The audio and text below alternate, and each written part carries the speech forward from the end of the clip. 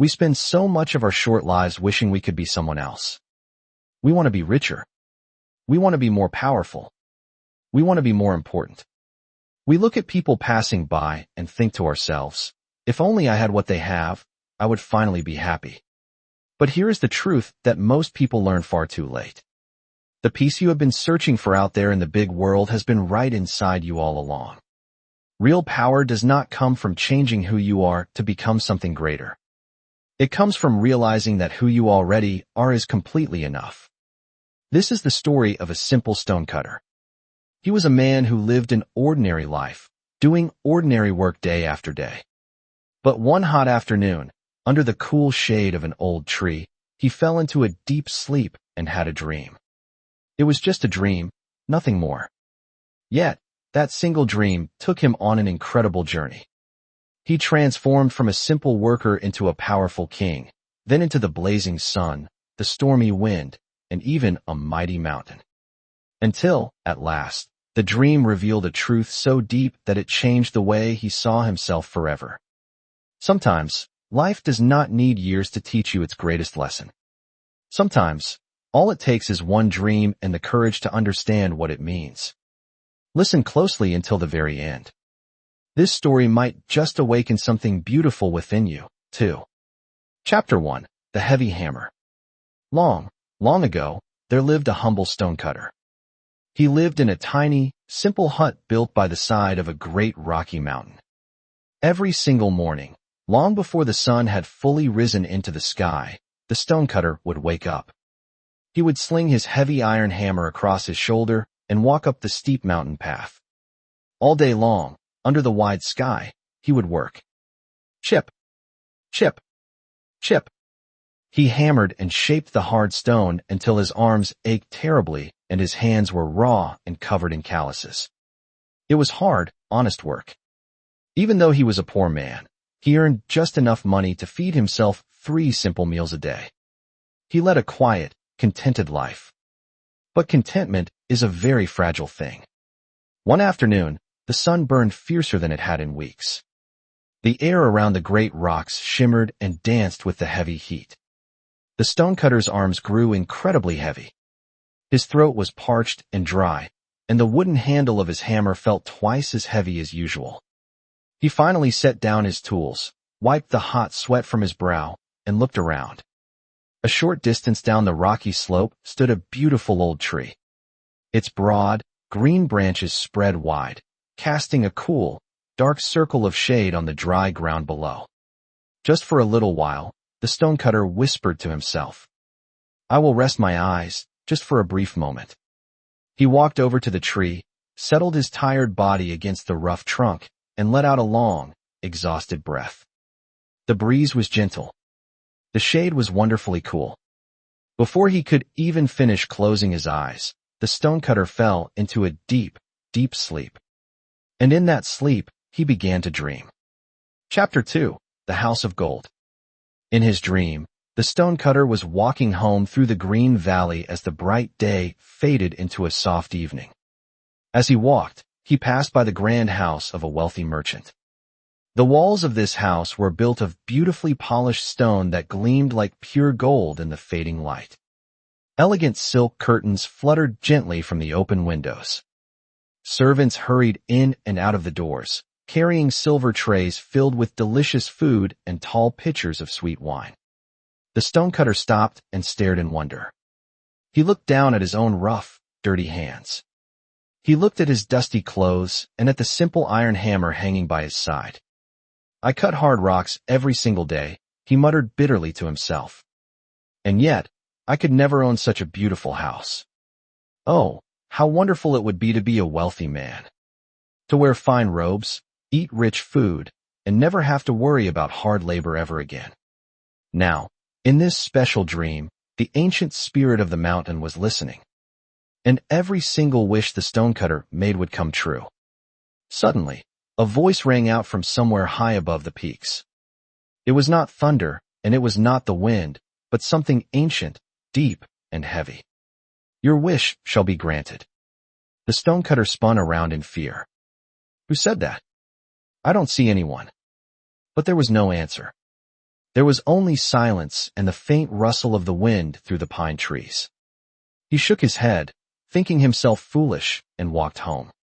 But when he arrived at his destination, he stopped dead in his tracks. His little wooden hut was completely gone. In its place stood a magnificent palace. It gleamed with polished stone and rare wood, surrounded by gardens bursting with colorful flowers. Inside, he found grand rooms filled with soft silk cushions, golden lamps, and tables heavy with the finest food he had ever seen. "I must be dreaming," he whispered happily. And though he was right, he did not truly understand it yet. Chapter 3: The Golden Throne. For a short time, the stonecutter, who was now a very wealthy man, greatly enjoyed his new life. He ate rich meals, slept on beds made of soft feathers, and dressed himself in beautiful, expensive robes. But it was not long before his eyes began to wander again. One bright morning, a grand procession came marching through the valley. It was the king himself. He was carried high in a golden sedan chair beneath a sparkling, jeweled umbrella. He was surrounded by hundreds of proud servants, brave soldiers, strong horses, and bright flags. All the people along the road bowed their heads low to the ground as the king passed by. The stonecutter watched this from his grand window, and a familiar, jealous ache stirred inside his heart. "Look at the king," he said with a sigh. "He is far grander than I am. Everyone must bow down before him. He commands mighty armies and rules the entire land. Oh, how I wish I could be the king." Once again, the ancient voice rang out from high above. "Your wish shall be granted." In an instant, the stonecutter was transformed. He was no longer just a rich man. He was sitting upon a golden throne in a massive palace. He wore magnificent royal robes and a heavy, jeweled crown on his head. Servants attended to his every need. Soldiers obeyed his every command. The whole kingdom belonged to him. "Now," he said, leaning back into his throne with a very satisfied smile, "surely I am the greatest and most powerful being of all." Chapter 4: The Blazing Sun. But as the days passed, the hot summer sun beat down upon the land with terrible force. The green fields dried up and turned brown. The deep rivers shrank into tiny streams.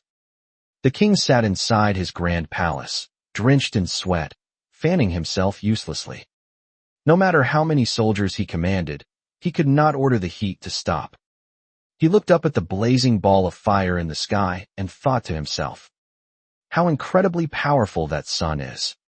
It is stronger than any human king. It controls the whole world. It gives life to plants, and it can dry them up and take life away. No crown or army can command it. Oh, how I wish I could be the sun." The deep voice rang out from high above. "Your wish shall be granted." And in an instant, the stonecutter became the sun. Oh, how glorious it felt!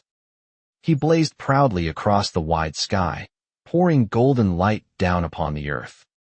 He gave warmth and energy to every living thing. He watched over high mountains, deep oceans, busy cities, and dark forests.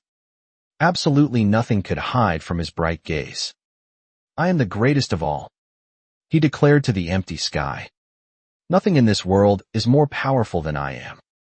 But even as he shouted this, he noticed something dark moving slowly towards him. It was a great, thick, black cloud drifting in from the distant horizon. The cloud grew larger and larger until it slid directly in front of the sun, blocking his golden light completely.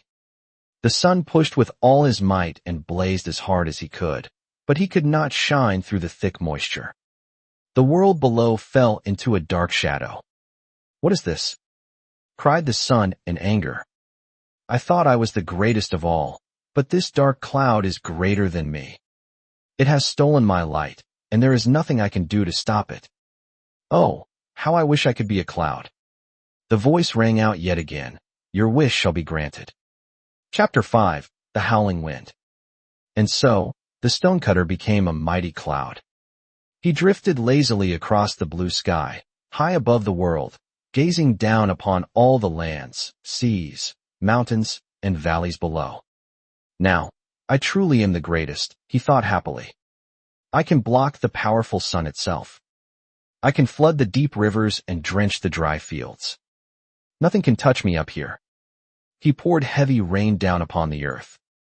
Great torrents of water fell from his body, flooding small villages and washing away dirt roads. Everything on earth bowed down before his watery power. But then, the cloud felt a strange trembling in the air. From beyond the green hills came a force he did not expect, the wind. It started as a soft whisper, then quickly grew into a wild howl. The wind whipped furiously around the cloud, tearing at his edges from every single side. The great cloud began to stretch, break apart, and scatter into tiny, helpless wisps across the sky. "No," cried the cloud as he dissolved. "I am not the greatest after all. The wind has far more power than I could ever hope to have. Oh, how I wish I could be the wind." The voice from above answered immediately. "Your wish shall be granted." The stonecutter became the wind. He raced across the world with furious, terrifying speed. He ruffled the tops of ancient forests, whipped up massive waves on the blue ocean, and howled loudly through rocky canyons.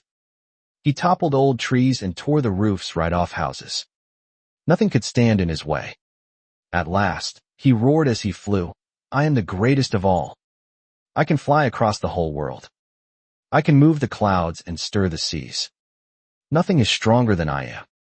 And then, the wind came to the mountain. Chapter 6. The Unshakable Mountain. The wind blew and blew. He gathered all his strength and blew with all his might. He threw his powerful body against the mountain again and again, howling with rage. But the mountain did not move. It did not shake. It did not even blink. It just stood there, silent, immense, proud, and utterly unmoved. The wind finally grew tired and fell still. So, he whispered in disbelief, "I have found something far greater than I am. The mountain cannot be broken. The mountain cannot be moved by the wind. It stands here, grand and eternal, and I am completely powerless against it. Oh, how I wish I could be the mountain." The ancient voice rang out from high above. "Your wish shall be granted." And the stonecutter became the mountain. He stood tall, massive, and proud, his sharp peaks reaching high into the blue sky. The hot sun could not burn him. The fierce wind could not topple him.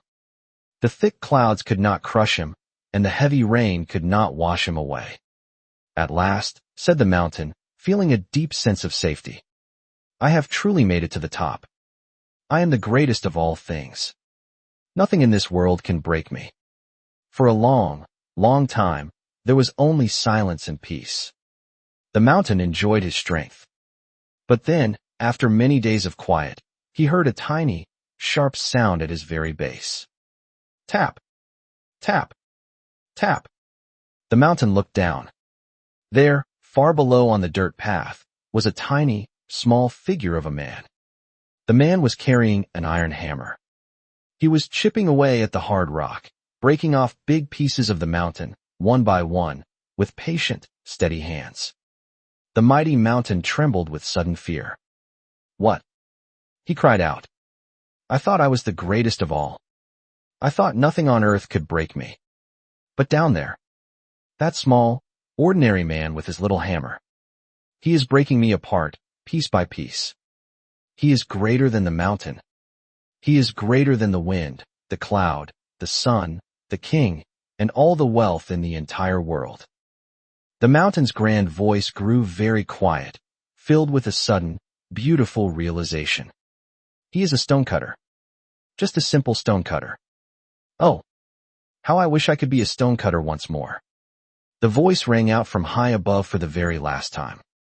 "Your wish shall be granted." Chapter 7. The Awakening. In that exact moment, the great mountain vanished. The blue sky folded inward, and the grand dream broke like a soft wave against a sandy shore. The stonecutter's eyes flew open.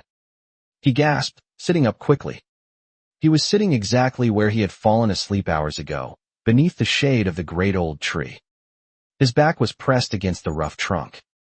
The afternoon sun was slanting golden and warm through the green branches above him. His heavy iron hammer lay right beside him on the soft grass. The gentle breeze stirred the leaves, and a colorful bird sang a sweet song somewhere far away in the forest. He sat very still for a long, long time.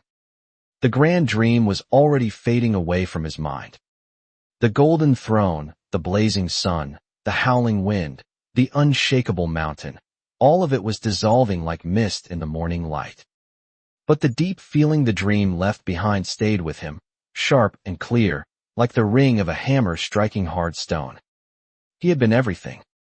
He had been a wealthy man, a powerful king, the bright sun, a storm cloud, the wild wind, and a giant mountain. He had chased greatness across the entire world, becoming more powerful with every single wish. And yet, at the very end of his long journey, the most powerful thing he found was the exact thing he had been at the very beginning, a stonecutter. A small, ordinary man with a hammer and steady, patient hands.